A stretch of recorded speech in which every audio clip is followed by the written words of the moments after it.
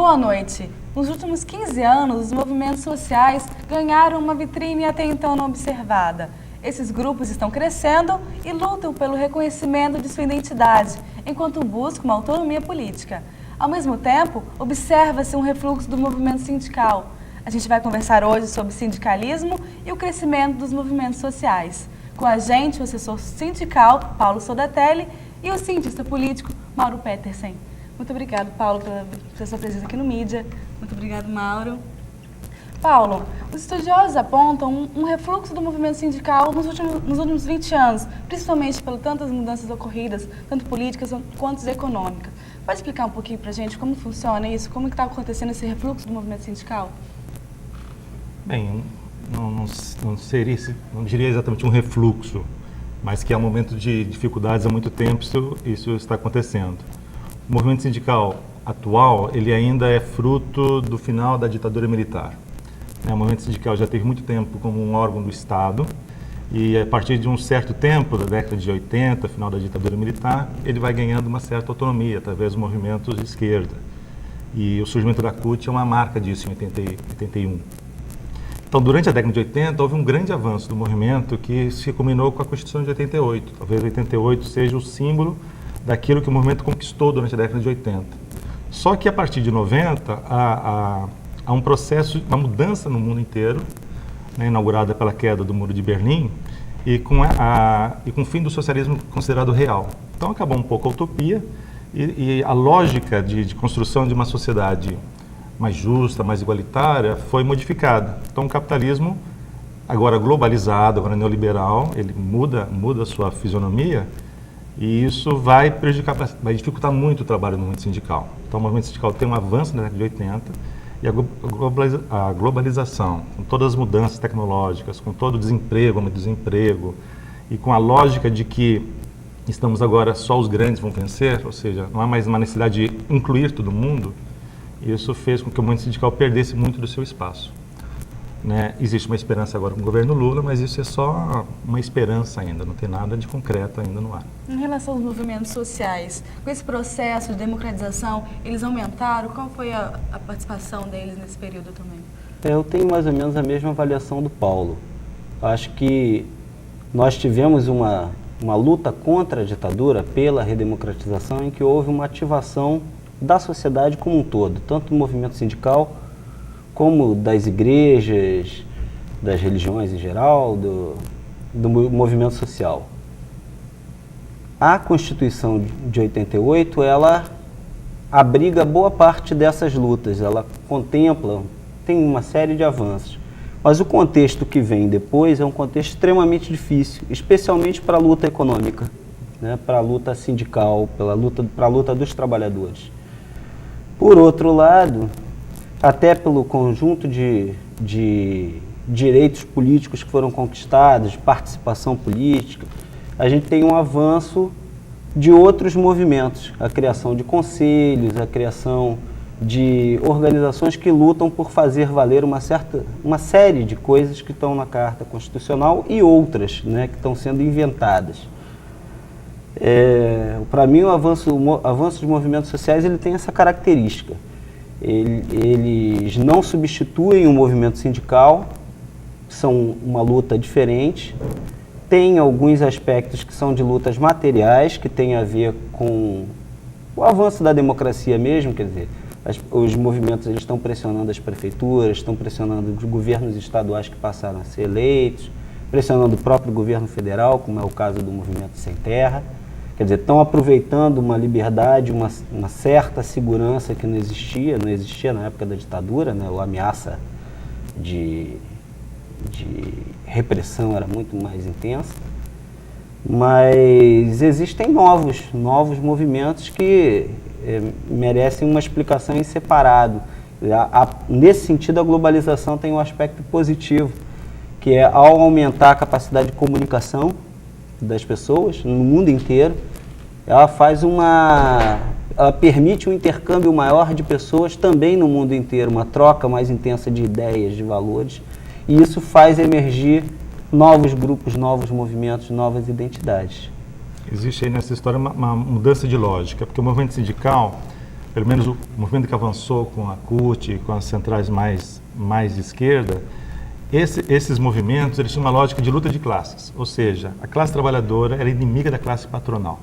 Então essa é a lógica. E essas classes elas não convivem juntas, porque têm interesses opostos. Com o fim do sonho de um socialismo, né, ou para a redução desse sonho, pelo fim da esperança, o que vai entrar, os movimentos sociais que estão entrando, ocupando um novo espaço, um novo cenário político, são movimentos que não questionam em si a lógica capitalista, não são movimentos de classes. Pelo contrário, a gente vê movimentos sociais onde, com pessoas, tem movimentos empresariais sociais. Né? Então, aquilo que se chama hoje de movimento social é muito confuso, porque você vai encontrar organizações de empresários fazendo projetos sociais, projetos ecológicos, projetos culturais, educativos, vai encontrar movimentos, né, que vêm de uma população que não tinha espaço de organização, mas não é mais uma luta contra o patrão, não é mais contra a lógica que nós vivemos, mas já dentro de uma perspectiva de melhoria de vida, mas sem essa perspectiva de classe. Então, muda bastante a lógica, os movimentos sociais que crescem na década de 90. Esse significado já está bem mais amplo do que era há um tempo atrás. Não digo mais amplo. A palavra da moda é cidadania, né? Que é para todo mundo, cidadão, qualquer pessoa no Brasil tem o direito de ser cidadão. Antes havia um pouco diferente, era realmente uma luta, né? Se falava muito de luta, a palavra luta desgastada, né? A luta continua, com uma expressão meio desgastada, mas era um embate político muito forte, uma perspectiva de uma mudança social.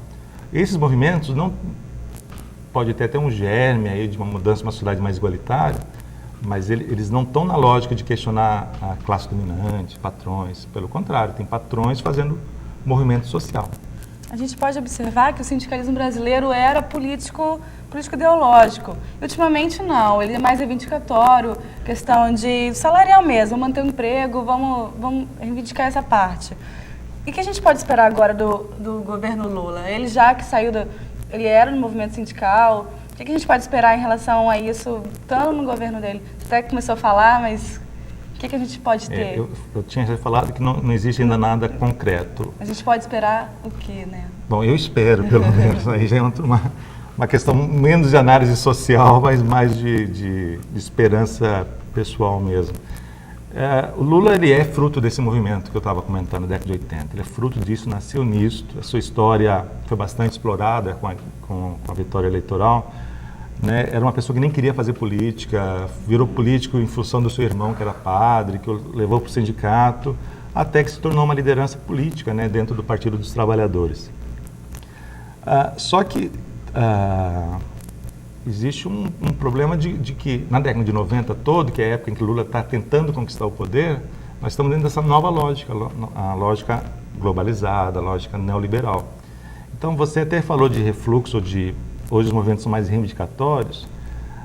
A questão da luta de classe ela está muito mergulhada, está muito sumida. Então, realmente, o movimento briga muito mais hoje pela manutenção do emprego do que por um avanço diferente, por conquistas diferentes ou que possam questionar o sistema.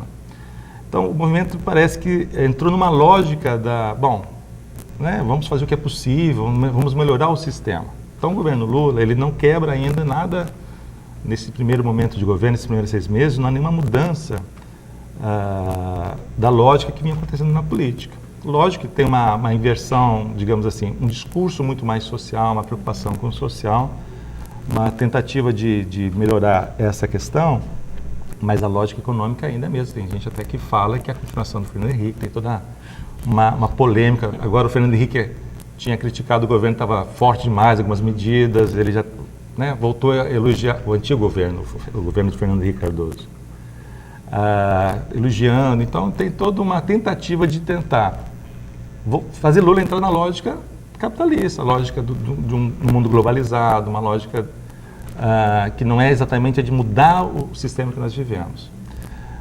Porém, como é um presidente que procura o diálogo, e já tentou o diálogo com vários tipos, segmentos, ele também, pela primeira vez, a gente vê um presidente indo num congresso de uma central sindical. Então, eu acredito que o movimento sindical tem a oportunidade de ocupar um espaço que perdeu. Tem a oportunidade, mas não a garantia. É óbvio que os movimentos sociais, eles democratizam a sociedade de verdade. A gente até teve nos últimos dias, o movimento gay que teve em São Paulo. Como você vê esses movimentos hoje? Eles são realmente fortes? Eles são bem representados? Essa coisa da representação é um problema, vamos dizer assim. Quando a gente fala em movimento social, normalmente a gente está pensando no quê? Nas pessoas participando e não delegando aos outros para fazer alguma coisa, né? Esse tipo de movimento, como a passeata, é claramente isso. Quer dizer, você não vai pedir alguém para ir no seu lugar numa passeata, né? Você vai, né? Ou não vai, mas não é uma coisa que se delega. Uma coisa que marca alguns movimentos sociais, quando a gente fala em movimentos sociais, a gente está falando de coisas tão diferentes, né? Alguns movimentos sociais, eles têm como característica, como é o caso do movimento gay, uma afirmação de identidade. Quer dizer, a pessoa afirma uma determinada maneira de ser ou de pensar e exige um respeito, um reconhecimento da sociedade por aquela maneira de ser. Então, isso coloca a pessoa, não é tanto um movimento de reivindicação junto ao Estado, né? É uma reivindicação junto à sociedade, mais um movimento para afirmar, olha, eu estou aqui, eu sou assim, vocês têm que me reconhecer. Tem o direito de ser né? assim. Né? Existem aspectos que vão na direção do Estado, no caso do reconhecimento de alguns direitos, como a questão da união civil, mas é basicamente isso, é uma afirmação de uma maneira de ser. Como é que isso se encaixa com a questão econômica? É como o Paulo disse, quer dizer, não se encaixa perfeitamente, porque dentro do movimento gay você tem desde do operário até o empresário, né? É um outro tipo de corte que não é o corte de classe, né? No momento em que a luta material está enormemente dificultada, em função desse contexto em que a relação do capital com o trabalho, o capital acumula um poder muito grande, o poder de desempregar, as lutas econômicas elas ficam muito enfraquecidas. Então, o espaço que há para a manifestação é um espaço mais fortemente espaço da manifestação de identidade. Agora, é interessante pensar que importante para a democracia é que as pessoas estejam organizadas. Se elas não podem, num momento qualquer, numa conjuntura qualquer, reivindicar bem-estar material, que elas estejam organizadas para lutar pelo que for, isso é uma capacidade também de controle sobre o Estado. Pode ser que num contexto futuro, em que seja mais possível lutar por bens materiais, esses grupos sejam um ponto de partida para novas reivindicações, que no momento, pela situação em que o país se encontra, que o mundo se encontra, realmente não são muito fáceis de serem encaminhados. Esse exemplo que você usou, né, da marcha gay, é interessante no sentido de que é um exemplo de outros movimentos que também buscam por sua identidade. Nós estamos numa sociedade que tenta padronizar tudo, né? Nós temos padrões para tudo, padrões de como deve ser um bom funcionário, padrões de beleza, padrões de comportamento.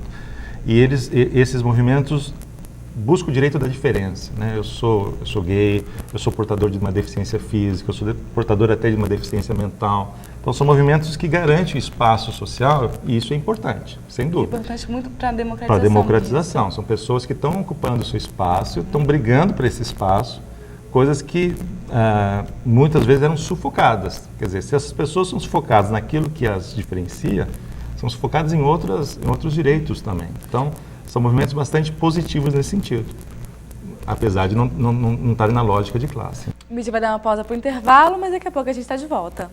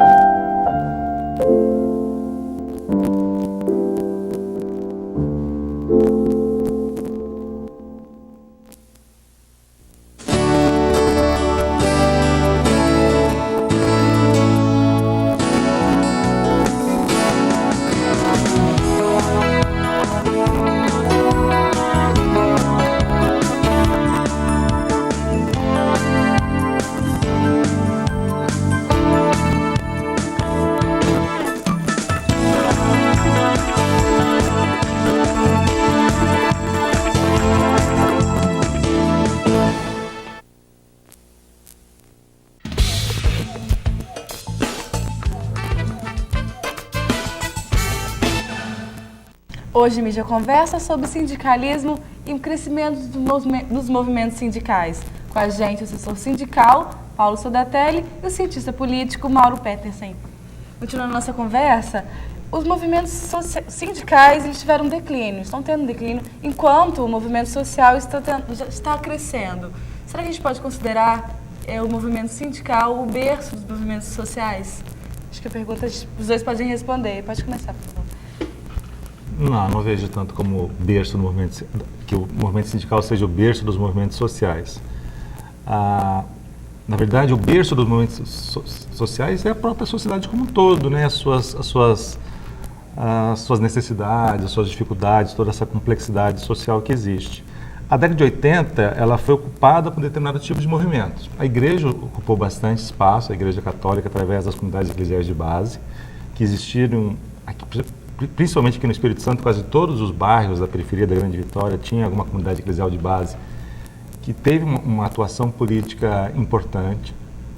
Teve o reinício das associações de moradores, então criou também uma rede de associações de moradores por quase todos os bairros, e o movimento sindical, que antes estava na mão, era um órgão no Estado, começou a surgir então uma série também de movimentos para ganhar os sindicatos, né? Movimentos que vinham de fora dos sindicatos, entre os trabalhadores, para conquistar os sindicatos e ocupar esse espaço. Isso tudo foi muito forte na década de 80. Na década de 90 a gente já não vê isso, a gente percebe que há uma diluição desse espaço. E outros agentes que estão surgindo, outras pessoas, eu falei até de outras camadas sociais surgindo, outros interesses. Então, a gente falou da marcha gay. Tem sindicalistas lá, deve ter tido muitos sindicalistas, mas, na verdade, ocupa outros espaços, outras pessoas de outras áreas, de outros contextos sociais que estão ocupando um espaço que antes não ocupavam. Então, a gente pode até pensar que o refluxo permite que outros agentes ocupem o cenário que não era utilizado antes. E a mídia também acaba destacando, em alguns momentos, mais um do que outros movimentos, facilitando também que alguns atores surjam e outros percam espaço, né? Qual é a sua opinião a respeito? Eu acho que o rótulo de movimentos sociais é um rótulo relativamente novo. Ele pega ali do final da década de 60 para cá. Se a gente pensar o que é o movimento social, talvez a gente pudesse jogar, mesmo na história do Brasil, essa coisa para muito lá para trás. Pensar os quilombos, uma série de lutas, né, que já aconteciam desde a época do Brasil colônia. O que caracteriza e que fez surgir o rótulo dos movimentos sociais é a urbanização. Quer dizer, você tem um crescimento muito grande das cidades, e esse crescimento das cidades, especialmente em países de terceiro mundo, é um crescimento que se dá sem infraestrutura, sem transporte, sem saneamento. E boa parte do movimento que existe, que acontece no Brasil, a partir da década de 60, é um movimento de luta por equipamentos urbanos, por escola, por posto de saúde, por saneamento, enfim. Esse movimento, ele não tem ligação, a meu ver, ele não tem ligação com o movimento sindical. Ele é um movimento que pega as pessoas mais pelo aspecto de morador de uma determinada região que por trabalhador de seja lá que profissão. Agora, a gente está falando muitas vezes do mesmo grupo, quer dizer, a gente está falando de população pobre e urbana. Quer dizer, o movimento sindical, ele, às vezes, ele fica restrito porque ele pega o trabalhador assalariado, o trabalhador empregado e normalmente de carteira assinada, que é o que milita no sindicato. Os movimentos sociais urbanos, eles acabam pegando mais gente. Acabam pegando as donas de casa. Mais abrangente, né? Os movimentos acaba pegando essa um grupo questão diferente. do trabalhador assalariado é até uma crítica feita ao movimento sindical, que ele, na verdade, exclui uma boa parcela dos trabalhadores informais, muitos rurais não tinham esse direito, o servidor público durante bastante tempo não teve esse direito. Então, uma das críticas ao movimento sindical é que ele realmente não é abrangente, ele não consegue dar conta de toda a classe trabalhadora. E também, o Mauro estava lembrando aí dessas questões do espaço urbano, outras questões, de certa forma relacionadas, mas não necessariamente relacionadas, que o movimento sindical nunca pensava, como movimentos ecológicos cresceram muito na década de 90, que é uma preocupação. O movimento sindical nunca conseguiu pensar em ecologia, e tem a ver, né? Muito dos problemas ecológicos vem das indústrias onde o movimento sindical atua, mas o movimento sindical não pensou na questão ecológica. E acaba atingindo pessoas de outros setores, muitas vezes das faculdades, das escolas, outros grupos sociais que não têm espaço, não atuavam no movimento sindical. Né? Então, volta e meia você encontra outros agentes atuando no cenário político. Você começou a falar sobre a mídia, que a mídia deve mostrar esses movimentos. Só que existe até um canal, não sei se vocês sabem, um canal que está disponível no canal a cabo, aliás, no canal a cabo, mas é um canal disponível para a comunidade se movimentar e mostrar o que elas pensam ali. Mas será que os movimentos estão bem organizados? Porque eles, não sei se eles sabem disso ou não têm condições de estarem lá fazendo uma programação, mostrando os seus movimentos. Será que eles estão organizados? Existe uma organização aqui em Vitória, está falando da TV comunitária. Sim, a TV comunitária. Que é a TV a cabo, na verdade. O problema é o seguinte, existe a garantia da divulgação, mas quem produz isso? Né? Produzir programas de televisão não é uma coisa barata, exige equipamento, exige tempo, existe uma série de outras, uma série de recursos de infraestrutura. E o movimento, nem o social, nem o sindical, tem essa estrutura. A maior parte dos movimentos é muito carente de recursos. Tem recursos humanos porque as pessoas trabalham voluntariamente. Então você vai encontrar pessoas de muita capacidade nesses movimentos, mas que estão ali dando a sua contribuição, o seu conhecimento, a sua experiência, sem ganhar nada em troca. Mas não tem os recursos. Então fazer televisão é cara e, apesar de ter uma associação dos movimentos, para usar a TV comunitária, não existe produção para que isso aconteça. Mas, de maneira geral, o movimento é organizado? A gente pode considerar assim? Acho que a característica do movimento social é ele ser pulverizado. Até por isso, ele ser um lugar onde as pessoas participam, devem participar, estar presentes. Ele tem essa força de atingir o bairro, atingir a rua da pessoa, mas ao mesmo tempo isso faz uma fragmentação. Quer dizer, ele não é uma organização, não é uma burocracia em que você tem as pessoas designadas com cargos. Alguns até acabam caminhando para esse modelo de burocratização, mas ele não é isso. Então isso dá uma fragilidade, quer dizer, ao mesmo tempo uma certa autenticidade, porque ele está sendo feito por pessoas que não se consideram políticos, não se consideram intelectuais, nada disso. Então isso tem uma autenticidade, mas tem uma fragilidade, que é essa coisa de como é que você ocupa espaços públicos, como é que você ocupa a mídia, como é que você se relaciona com as autoridades. Isso tem uma limitação. Normalmente, alguns atores sociais, ou às vezes até políticos, entram para facilitar um pouco essa coisa. Às vezes até desvirtuando um pouco o movimento. Quer dizer, os partidos políticos, mesmo organizações sindicais, as igrejas, né?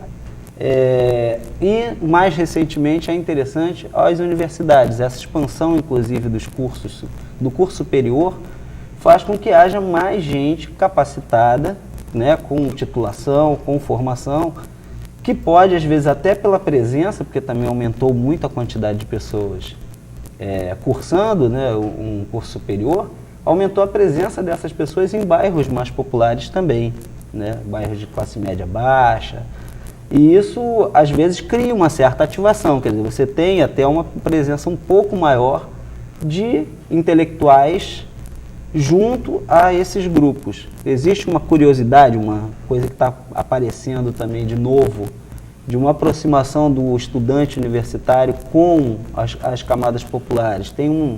O governo Fernando Henrique sacou um pouco isso com aquela coisa da universidade solidária, né? Mas me parece que foi muito pouco.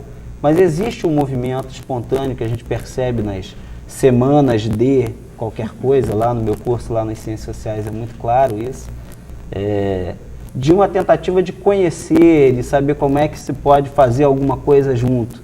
Se isso não tiver um viés paternalista, de chegar e dizer, eu vou fazer por eles, pode ser uma coisa muito boa. Os movimentos sociais eles são auxiliados pelo governo. Será que isso não pode limitar esse tipo de movimento? O pessoal fica sem, não posso fazer isso, não posso fazer o outro. Será que tem essa limitação? É o mesmo problema. Quer dizer, se de um lado o movimento perde um pouco a espontaneidade, porque a primeira coisa que o governo pede para você fazer é mandar um representante, né? Quer dizer, se o movimento ele é participativo, É um grupo. de imediato já tem que chegar e dizer, mas quem é o presidente, quem é logo o... uma hierarquia necessariamente, né? E isso atrapalha muito, especialmente quando a presença em determinados órgãos, conselhos, acaba envolvendo não só o benefício do grupo, mas o benefício pessoal do representante. Está em andamento, eu não vou me estender muito nisso, mas está em andamento uma pesquisa sobre participação popular, poder local, aqui no município de Vitória, e é interessante a presença de funcionários da própria prefeitura presentes dentro dos conselhos, não indicados pela prefeitura, mas pelos movimentos sociais. Por quê? Porque é o sujeito que pode justificar junto ao empregador, perder um dia de trabalho para estar presente numa reunião de conselho. Então, às vezes é complicado para uma pessoa, dependendo do nível de renda, né, da condição social dela, condição econômica, até se fazer representar. Então, o representante acaba tendo um perfil, né, de classe um pouco superior ao próprio movimento que ele diz representar. Tem esse tipo de problema, quer dizer, uma certa ameaça de distorcer o movimento. Uma ligação muito grande entre o governo, o poder público com esses movimentos. Perder a autonomia do movimento, que é uma coisa muito perigosa, né? Ou o movimento ser utilizado para questões políticas. Então tem uma série de viés aí que são problemas do movimento. Se o movimento entra na lógica do Estado, isso acontece muitas vezes em alguns conselhos, né? Um conselho de algum tipo de política pública. De política pública, às vezes a pessoa tende a raciocinar de acordo com o poder público. O poder público chega e coloca os números, o orçamento, as condições, nós temos tal receita, com essa tal receita vamos fazer isso ou aquilo. E a pessoa decide.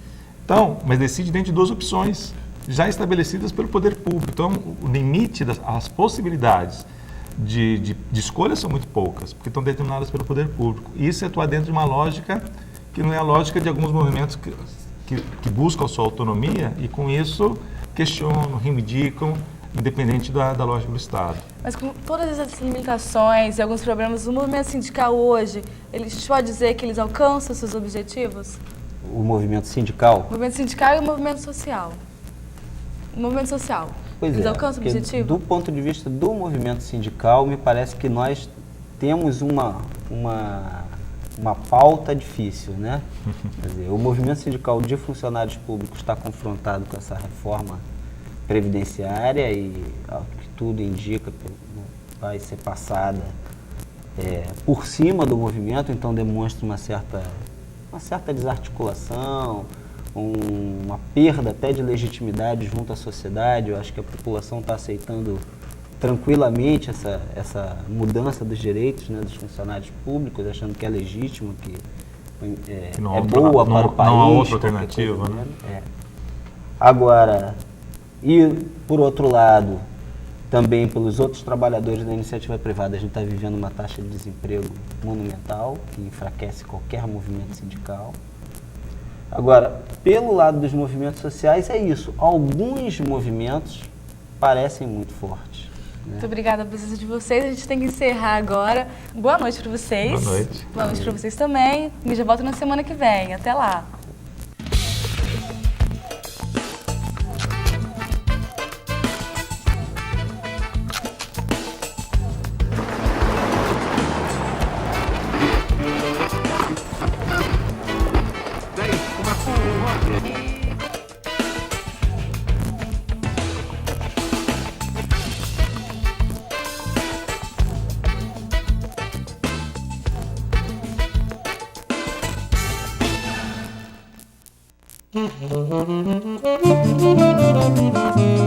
Música